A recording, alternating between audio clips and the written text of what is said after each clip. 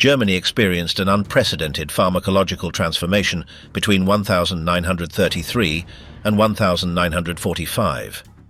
Methamphetamine, marketed as Pervitin, was introduced into daily life as a solution for fatigue, anxiety, and low performance. Its massive distribution in pharmacies, factories, and homes marked the beginning of a consumption culture promoted by those in power. From 1939, the army incorporated this drug into its tactical plans, allowing soldiers to march without sleep for days. At the same time, Hitler's inner circle adopted increasingly aggressive injection routines. The dictator was sustained for years by chemical cocktails that altered his judgment and made him dependent. In the regime's secret laboratories, extreme formulas like D9 were developed, tested on prisoners and suicide commandos. The entire structure of the Third Reich advanced, resisted, and collapsed under the direct effect of stimulants, opiates, and uncontrolled pharmacological experiments. Who makes the decisions when all power is under the influence of substances?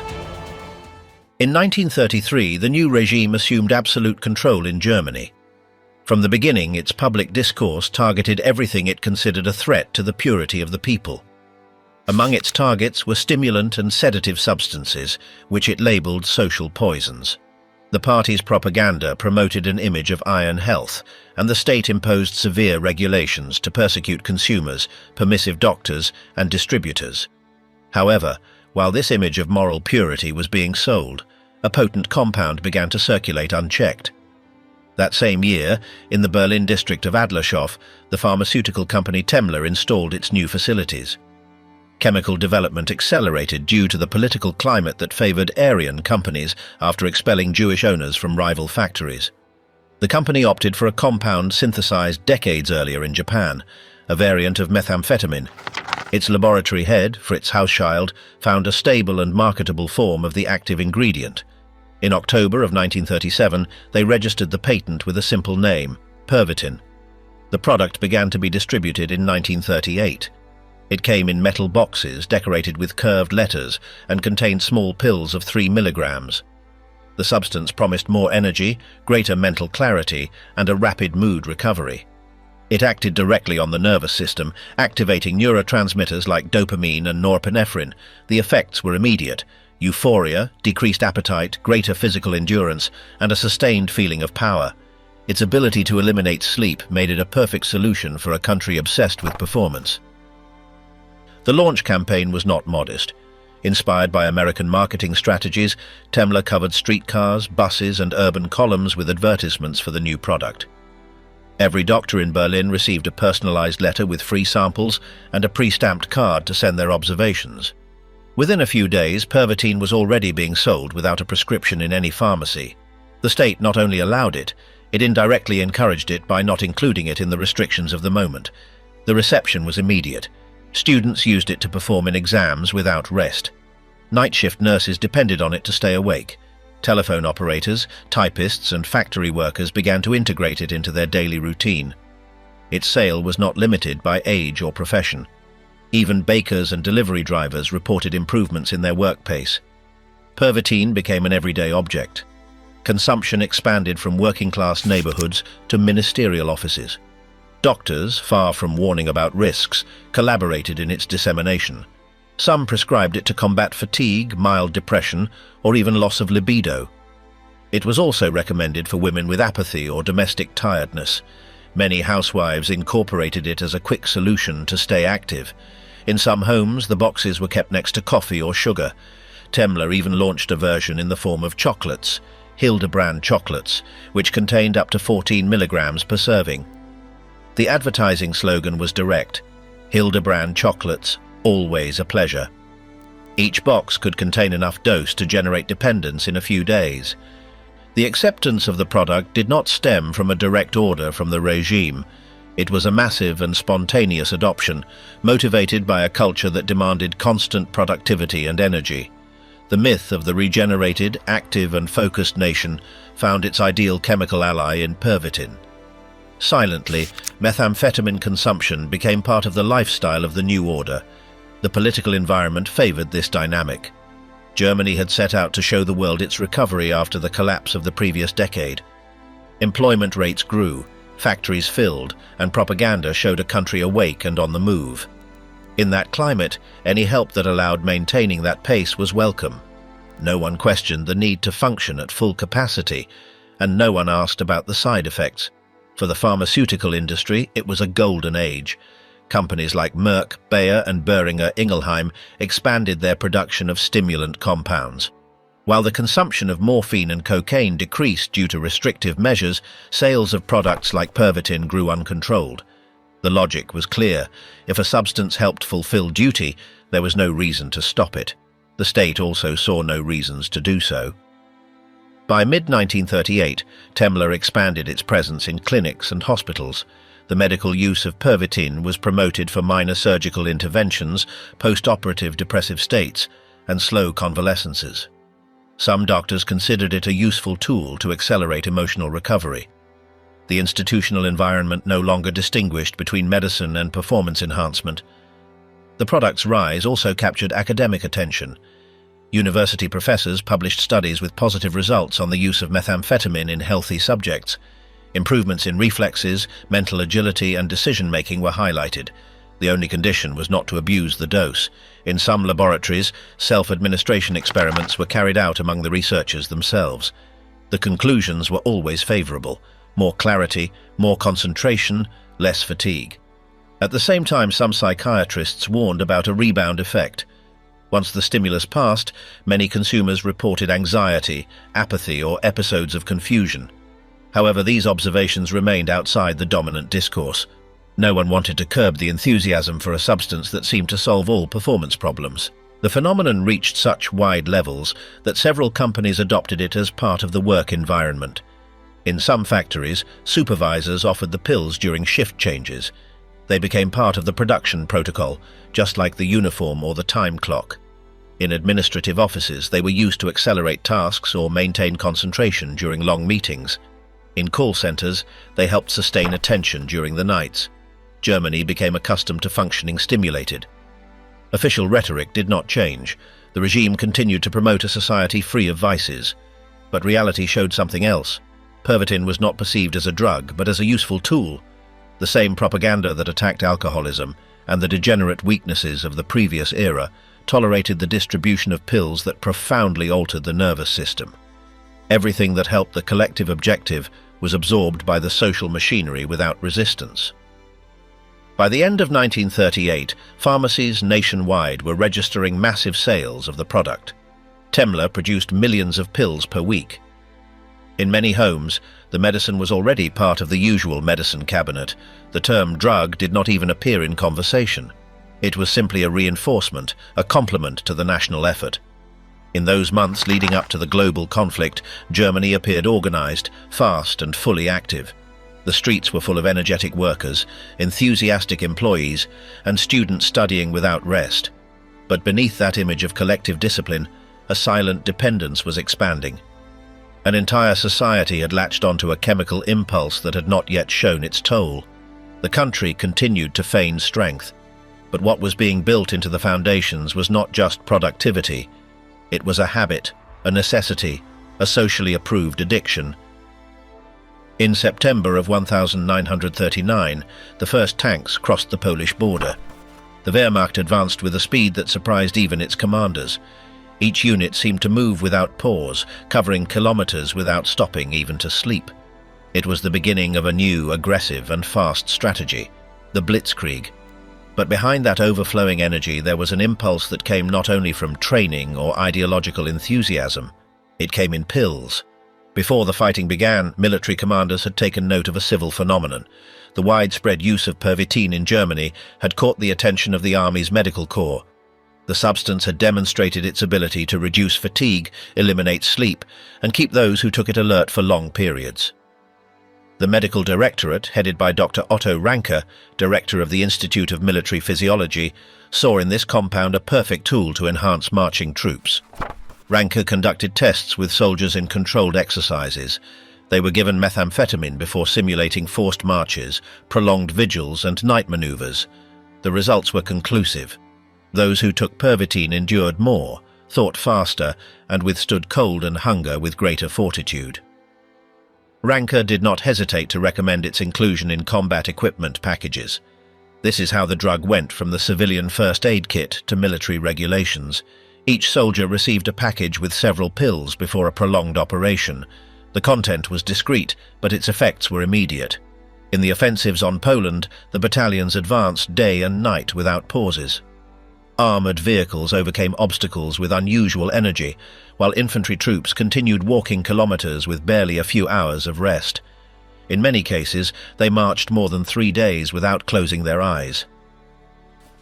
Officers noticed that performance was unusually high. Dosing instructions were issued, 1 pill every 8 hours in conditions of severe fatigue.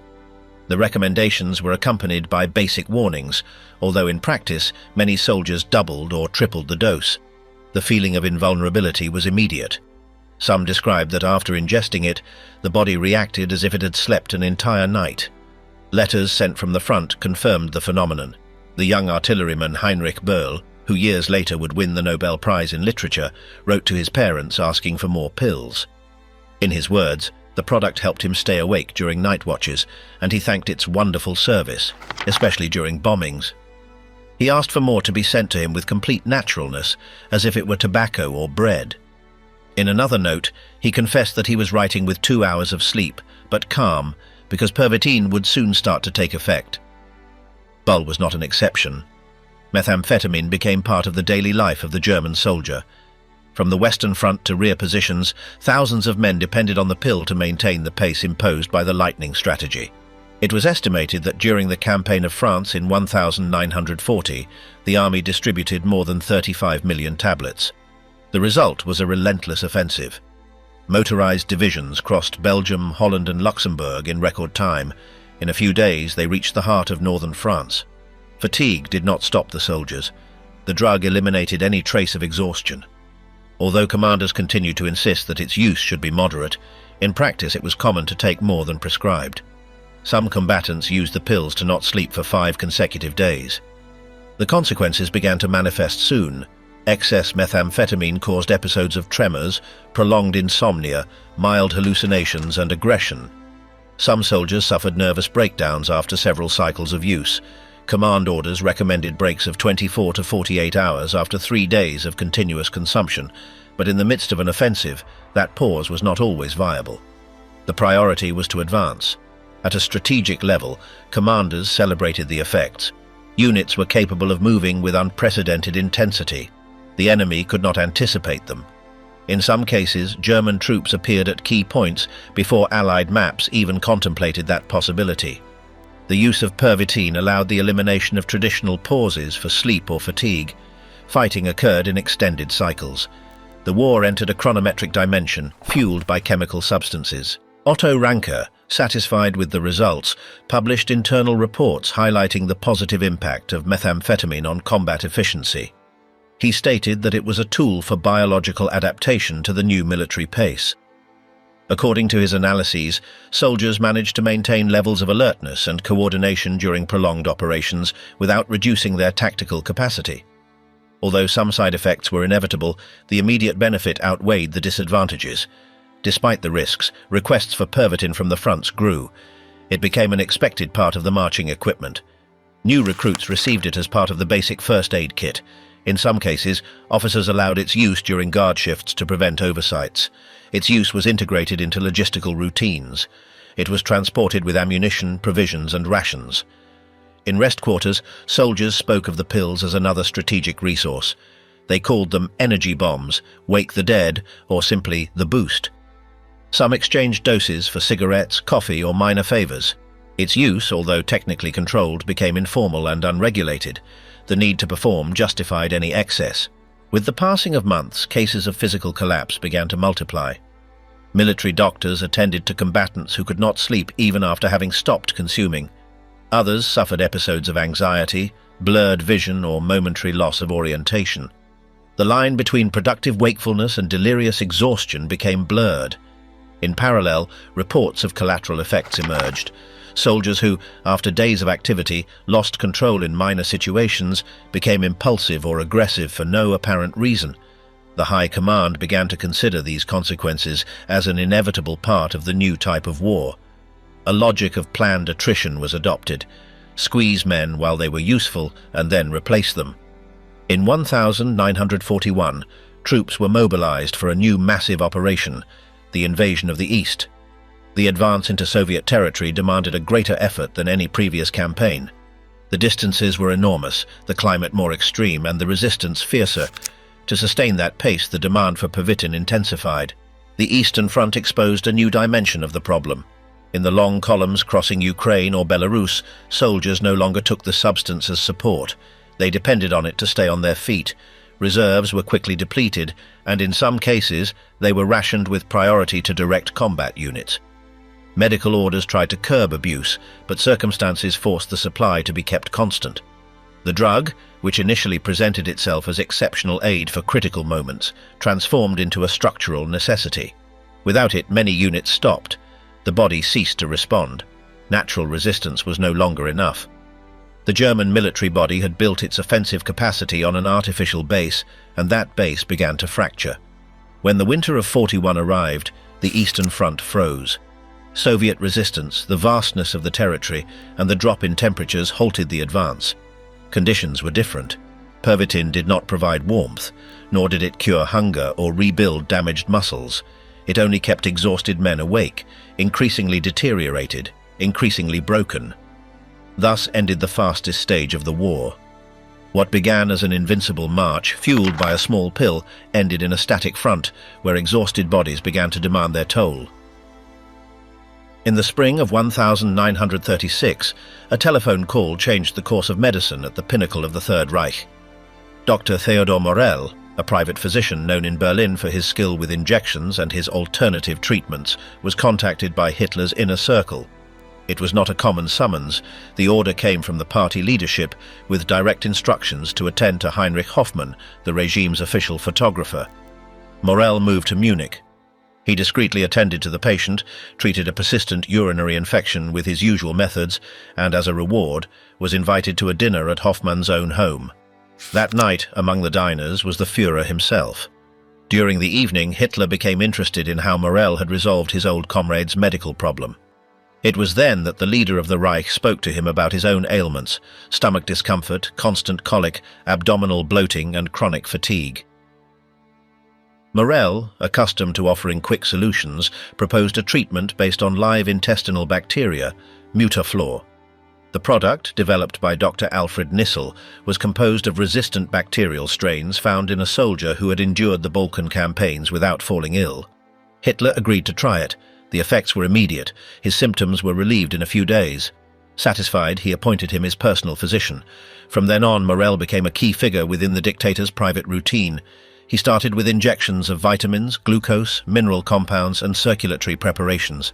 The objective was to keep him active, awake, functional. Hitler rejected conventional treatments. He shied away from examinations, avoided being touched. He only accepted solutions that offered immediate results without questions. Morell fit perfectly into that scheme. With the passage of time, the treatments intensified. It was no longer about vitamins. He began to receive Eucodal, a powerful opiate derived from oxycodone.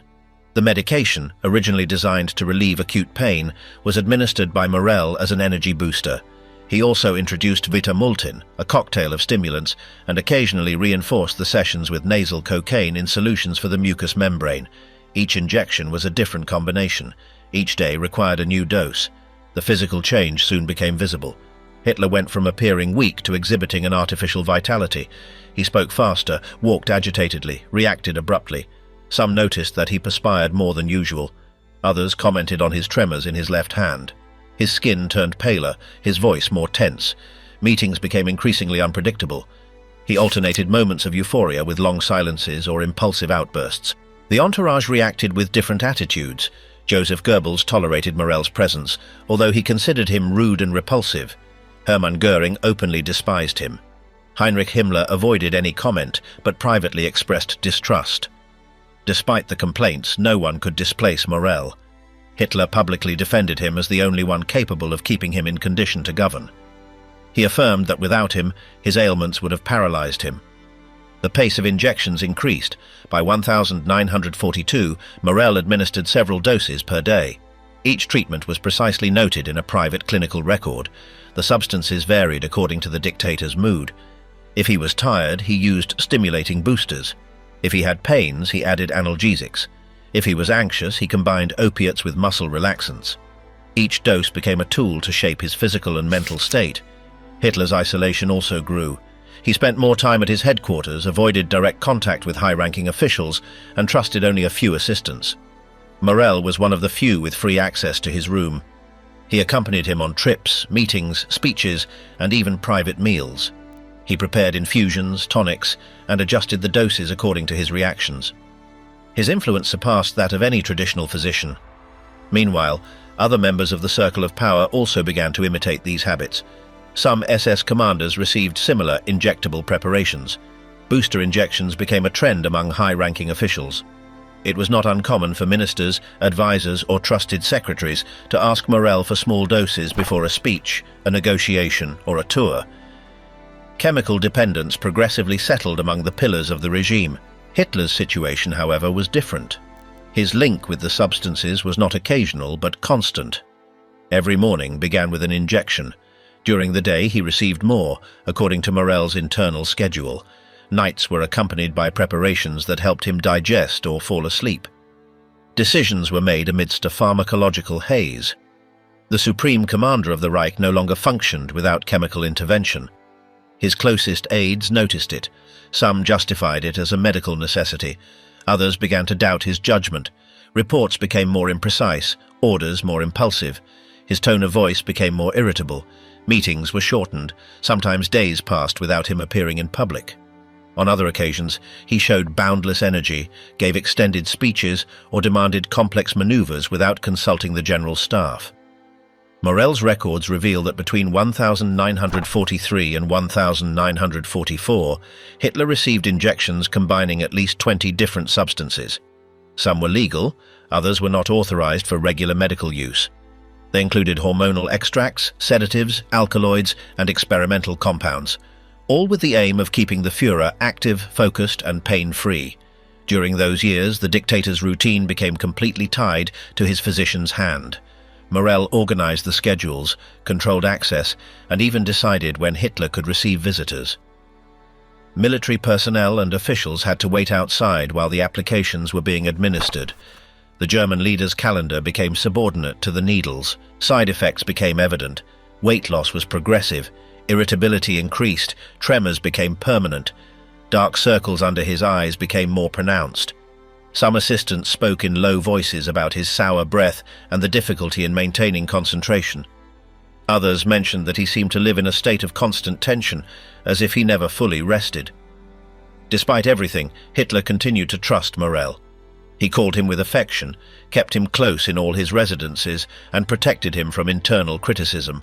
He even granted him a luxury house as payment for his services and defended him before the most skeptical ministers. For him, there was no other doctor capable of keeping him on his feet. His dependence was total. The public image continued to show a strong leader, but those who saw him up close knew that behind the uniform, the speeches, and the martial gestures, there was a man sustained by daily injections, trapped in a consumption routine that he could no longer interrupt. Between the silence of his collaborators and the loyalty of his physician, Hitler had ceased to be autonomous. By the end of 1944, his life revolved around the chemical routine. Every decision, every appearance, every public moment was influenced by substances acting on his nervous system. The war continued its course, but the commander who directed it from his offices already lived within a pharmacological bubble of no return. In the last year of the Third Reich, Hitler spent his days locked underground. His body no longer responded with firmness. His back was hunched, his eyes sunken, and his left hand trembled uncontrollably.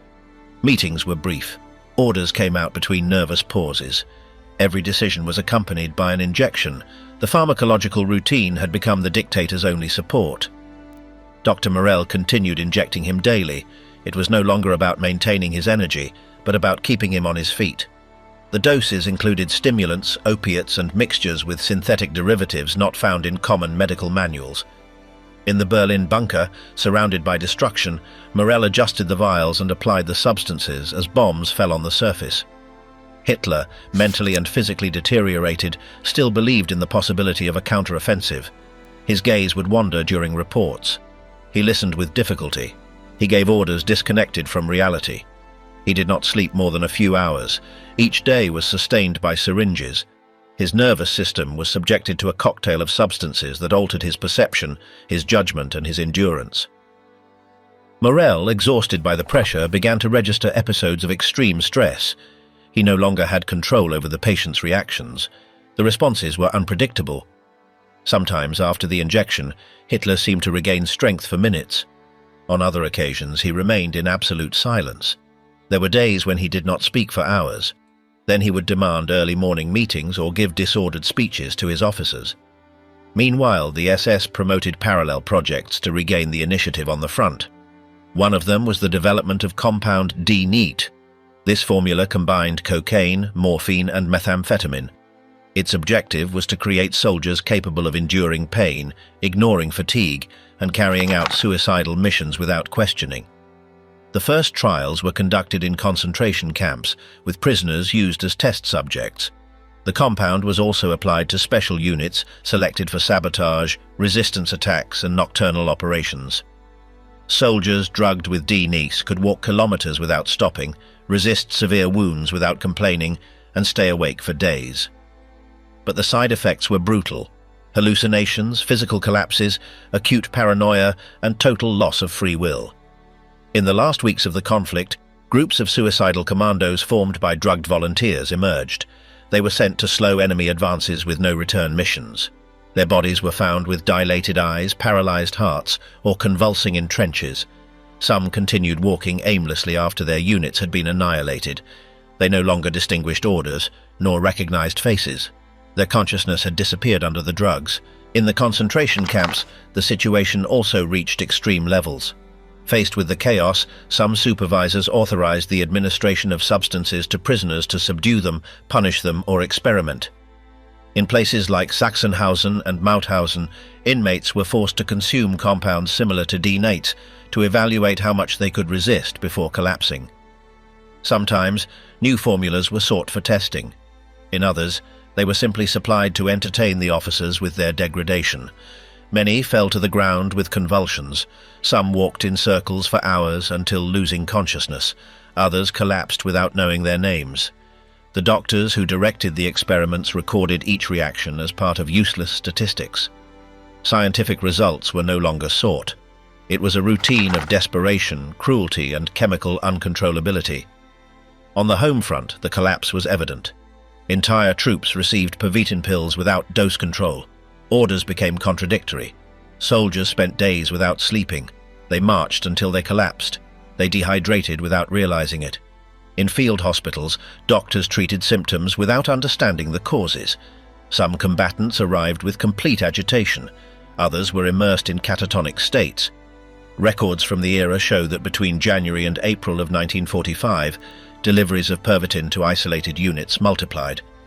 The traditional supply chain was broken, but the envelopes with drugs arrived through improvised links. Vials, ampoules, and pills were prioritized over food or clothing. The army had ceased to function as a military structure. It had become a collection of doped bodies fighting by reflex. In Berlin, inside the bunker, the situation reached its limit.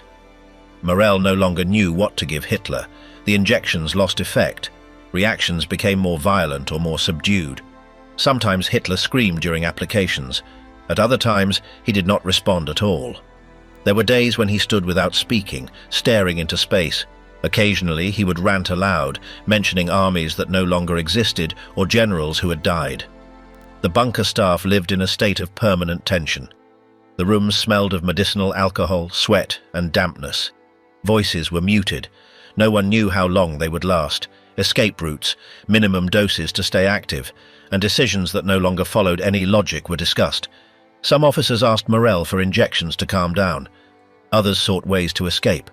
There were those who locked themselves in silence for hours. The scenes were absurd. Officers who trembled before entering the Führer's room. Secretaries who could not hold a pencil to write decrees. Guards who asked for Pervitin to avoid falling asleep in the corridors. Everyone knew the end was near, but they continued applying syringes, distributing pills, and maintaining the fiction that there was still a Reich to defend. Communications with the outside were cut off. Only reports of destruction arrived. Cities in ruins, entire divisions disappeared, allies advancing unchecked. Even so, empty phrases were repeated, non-existent defensive lines were drawn, and the German spirit was invoked. In reality, there were no soldiers left, no ammunition, no direction. Only bodies consumed by chemistry remained. The day-to-day was a sequence of delusions, injections, and waiting. Hitler's eyes were dull. His face had lost all expression. He barely ate. He slept intermittently. His body was sustained by a regimen of substances that he could no longer interrupt. The doctors tried to conceal the deterioration, but no one believed it. It was visible in every step, in every gesture. In the last days, chaos became total. No one obeyed orders. Syringes were confused, doses were improvised, remains of expired vials were used. Some soldiers sought their own combinations, language was distorted, gazes were lost. No one had clarity. The drugs, which at first were seen as a tool for victory, became a symbol of absolute defeat. The regime did not fall with a final explosion, but with a slow chemical degradation. The collapse was not only military, but biological, cerebral, moral. Within the damp walls of the bunker, among empty vials and exhausted bodies, the Third Reich extinguished. Not by heroism or by resistance, but by an uncontrollable addiction that ended up consuming its leaders, its troops, and its system.